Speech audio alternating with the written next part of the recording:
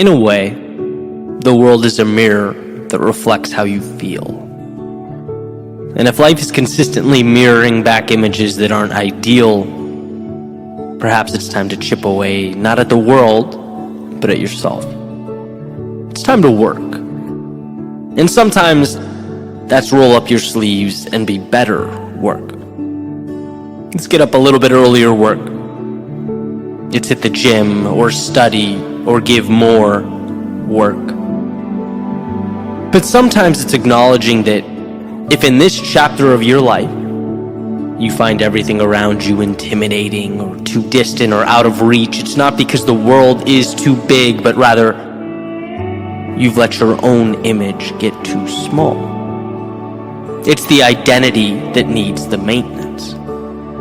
We do things because we see ourselves as doers of those things, right? Soccer players play soccer. Writers write. Painters paint. No one who's ever identified or introduced himself as a runner has ever broken a world deadlift record. No, runners do runner things. Bodybuilders do bodybuilder things. People who view themselves as small do small things, and people who see themselves as capable or strong, daring, adventurous, larger than life, well, you get the point. We're out there overanalyzing all these details, trying to decipher code without realizing that we've already won or lost. You gave yourself permission to run 50 yards and then became Sherlock Holmes trying to figure out why the world wouldn't let you reach yard 51. We go as far as we allow ourselves to go. We do as much as we allow ourselves to do. We become who we allow ourselves to be. I'm not saying the other variables don't matter. Of course they do. I'm saying over time those variables become blocks for us to build ourselves up or build walls around ourselves that keep us down in one place. If the world feels bland, give yourself permission to seek out the beauty. Be someone who finds joy in life. If the world feels lonely, give yourself permission to connect with others. Be someone who brings people together. If the world feels chaotic and confusing, give yourself permission to break it down. Be someone who turns big things into small, manageable things. If the world feels sad and disheartening, give yourself permission to uncover what makes you smile. Be someone who, in the darkness of night, can find that light switch. Because for every reason to be sad, there's one to be happy. For every reason to be weak, there's one to be strong, so on and so forth. Of course, it's not the easiest to remember when we look out and don't like what we see. But knowing that the solution is internal, knowing that you decide who you are, where you're going, and where you stop, as much as humanly possible, it puts fate in your hands, which is right where it should be.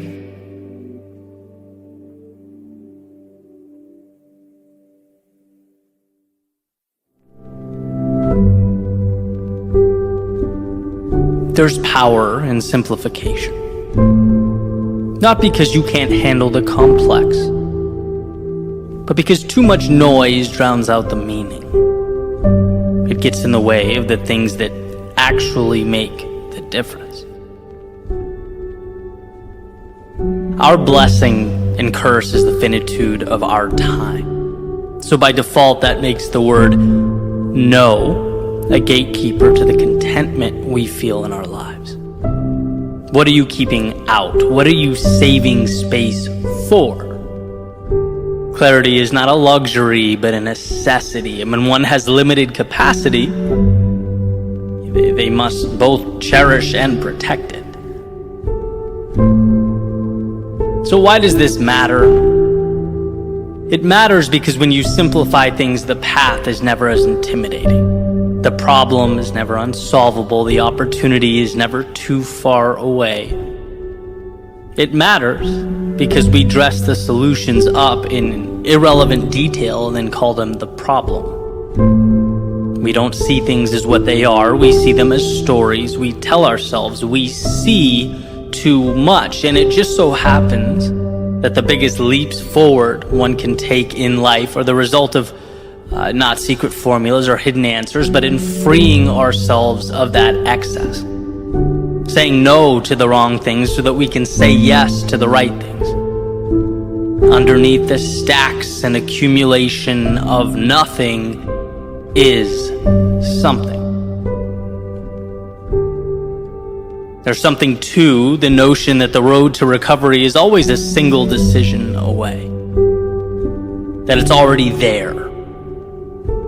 But you just haven't been able to acknowledge, to choose it. When life becomes convoluted, there's this tendency to think, I am the problem, I am broken, I am incapable of X or Y or Z. And it's like, no, you've just let so much in that what was once obvious is now buried. You're looking at the giant ocean before you, forgetting that a very tiny boat can traverse it. Basics. Let's ask the question, where is it I most want to go?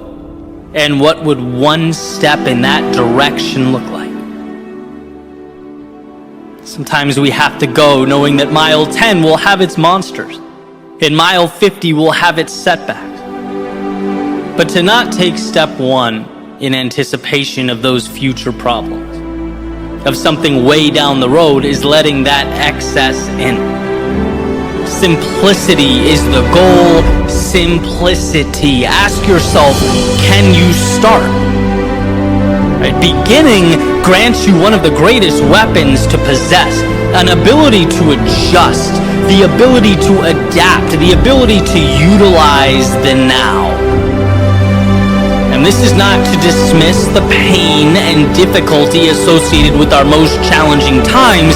It's to remind you that during those times you feel lost or closed in, you don't need to reinvent the world to your left and right. It's not bigger than you.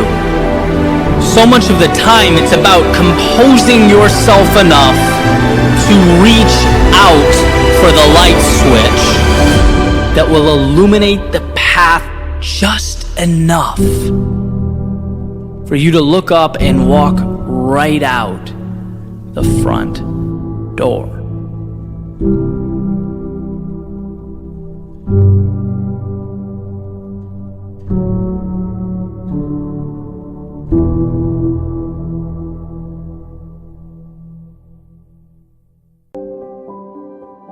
There's a saying, don't worry about losing other people.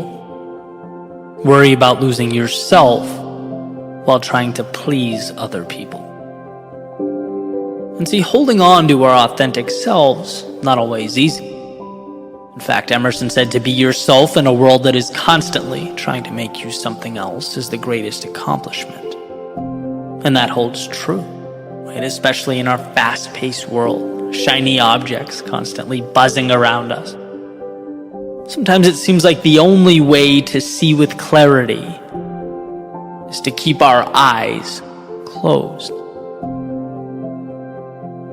I was in the car the other day, had Spotify on shuffle, and a Jason Aldean song came on. It's called Better at Being Who I Am. And it's essentially about a guy who loses himself in a relationship a little bit at a time. And the chorus is basically him sharing his epiphany, looking around and going, whoa, what the hell happened?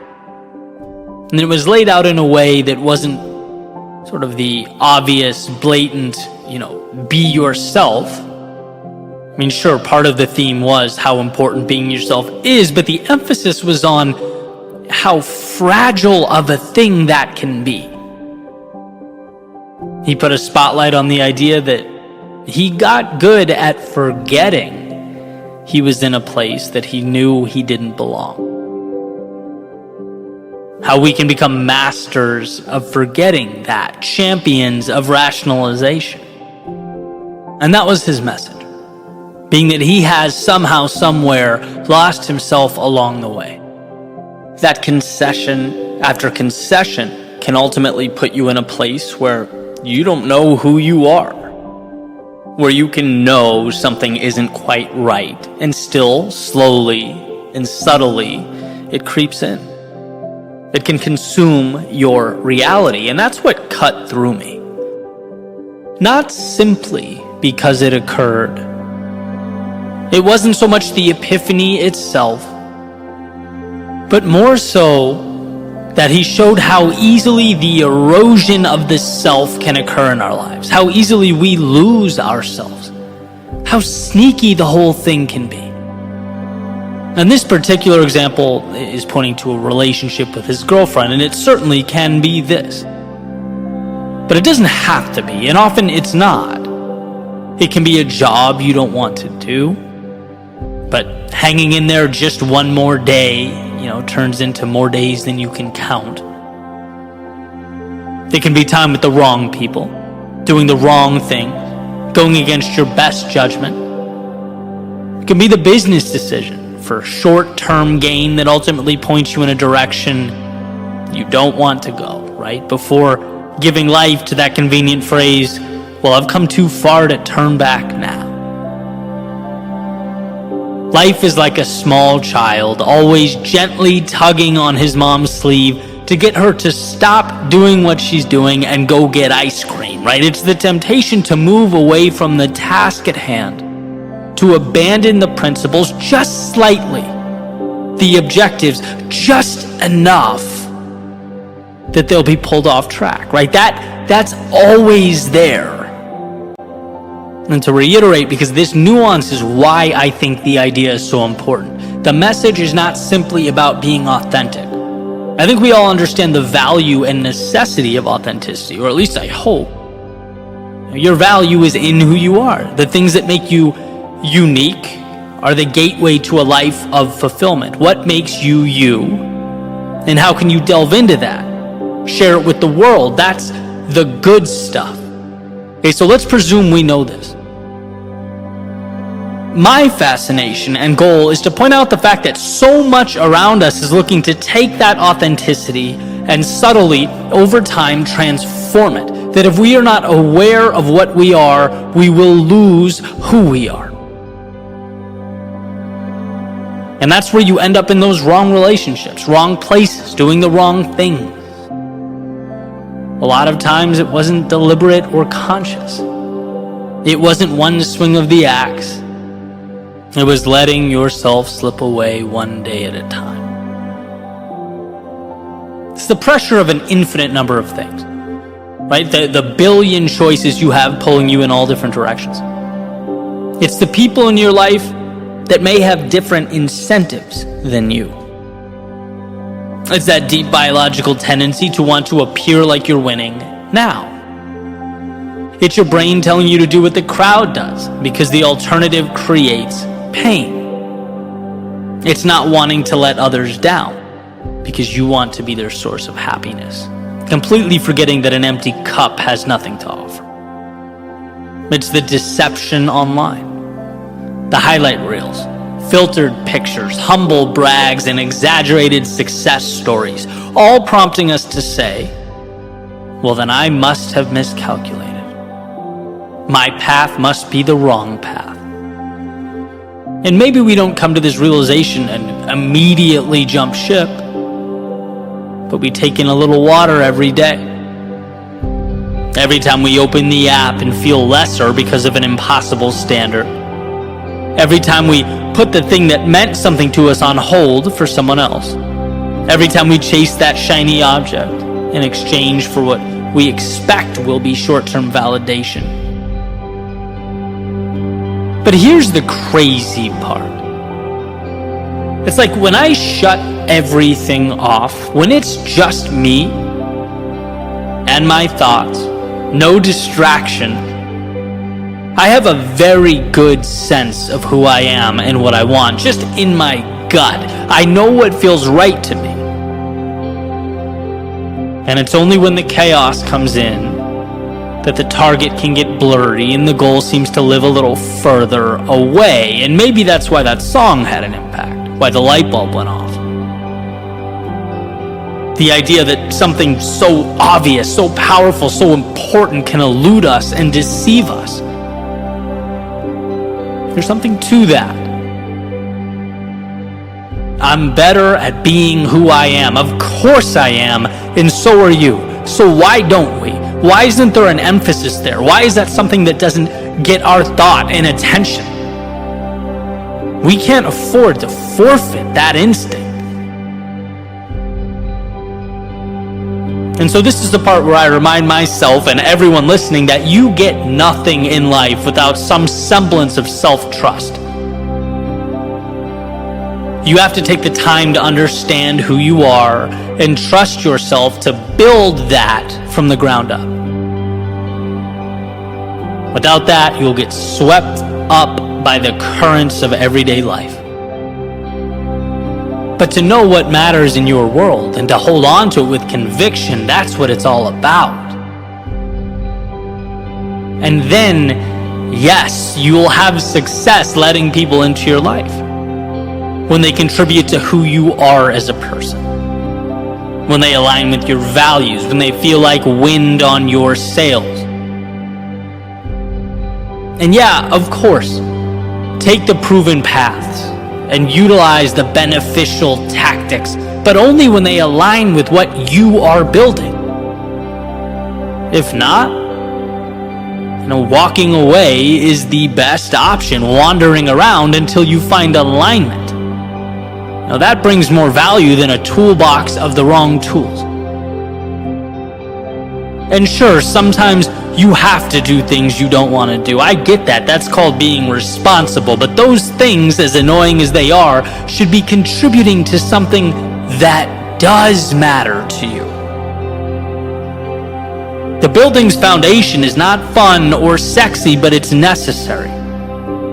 Just make sure you believe in what will ultimately be built on top of it. Otherwise, you are most certainly wasting your time. Your gift is you.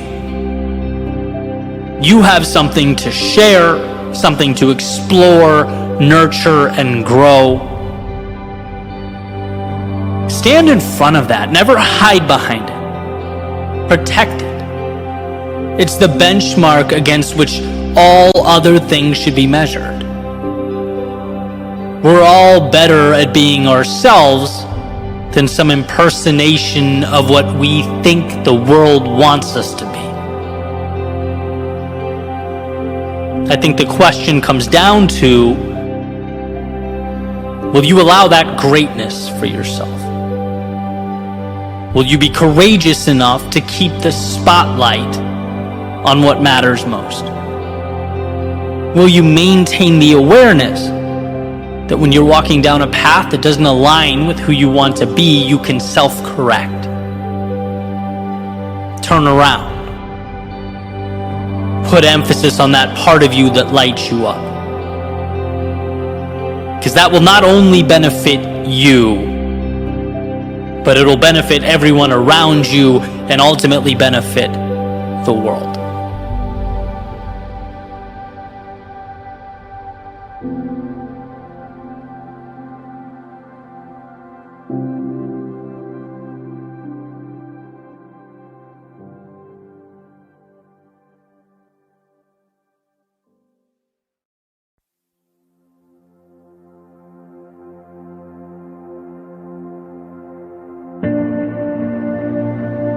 There's something to the idea or act of stepping out of the limelight to work on yourself. To quote unquote disappear for a particular period of time so that with a laser-like focus, you're able to build and develop the skills that will make you great at what it is you want to do. In a sense, we're not created out in the world as much as we're created by what we do behind the scenes. The thousands of hours spent dedicating ourselves to a craft, right? We enhance our value and capability by doing the often monotonous, unglamorous things day in and day out, and those results out in the world are merely a reflection of that work. And that's what makes excelling in any given area so challenging. There's something counterintuitive about performing to an audience of one. dancing to no applause, exhausting time and energy, resources, so that you can cling to a promise. But that's also why excellence will always be reserved for a few. Open to everyone. But ultimately a few end up there, right? The same way a finish line is open to everyone, but ultimately reserved only for those willing to put in the hundreds, if not thousands of practice miles to start the race, run the race, and complete the race.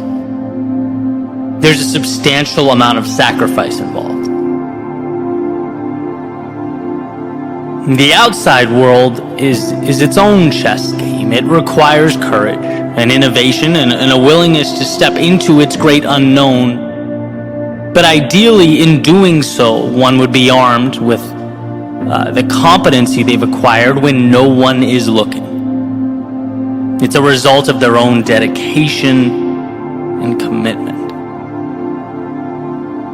And I actually started thinking about this during a Q&A I did recently, where someone asked if I had any thoughts on how they could start a speaking career, right? I'm like, sure, happy to give my thoughts. First and foremost, understand it's a long play, so be willing to endure that bumpy road, that journey. There's no magic formula that makes you an MLK-esque orator overnight, right? You work forever to capture a fragment of that excellence. And someone kind of chimed in, giving me a hard time. You know, we know, Eddie, you hate marketing. And I'm like, marketing? It took me a second to connect the dots. How is this related? And the light bulb went off, and I kind of laughed because I do bash marketing quite a bit. And I think what they were getting to is I'm always talking about the long game, right? I'm always talking about working on yourself, the back end, the deep work, chiseling yourself into something that's unique, authentically you, extraordinary in its own right. Or being so good, as the saying goes, they can't ignore you. But at the same time, it would be pretty ridiculous and stupid for me to say marketing is not important. Marketing's pivotal, ingrained in some capacity in everything we touch. You have to be able to effectively communicate why something is valuable, obviously. But I think there is a misconception and genuine misunderstanding in today's day and age with regard to adding value, with regard to rising to the top of a niche or making an impact. You know, we see flashy posts and ads and videos and think, that's the target. But that's just the mechanism for communication. That's the bullhorn. That's not the value add. In Cal Newport's deep work, he mentions how difficult it's becoming for us to break away from the social media and the push notifications and the emails, and in solitude, do the kind of work that really moves the needle, that propels our greatness and makes us better at what it is we're looking to be great at. We officially exist in a world of distraction, where perhaps the greatest challenge now is, how do we disconnect? How do we turn off? How do we slip into a state of deep work so that we can grow as people? And then sure, you market that competency once it's acquired. But the goal is not to be a society screaming into a void trying to sell boxes of air. We simply can't afford to leave substance behind. Value is ultimately what makes the world go round, and it's created, again, outside of the limelight. And look, there's going to be some bias to my approach based on the path that I chose to take. This has worked for me, so I stand by it. I advocate for it.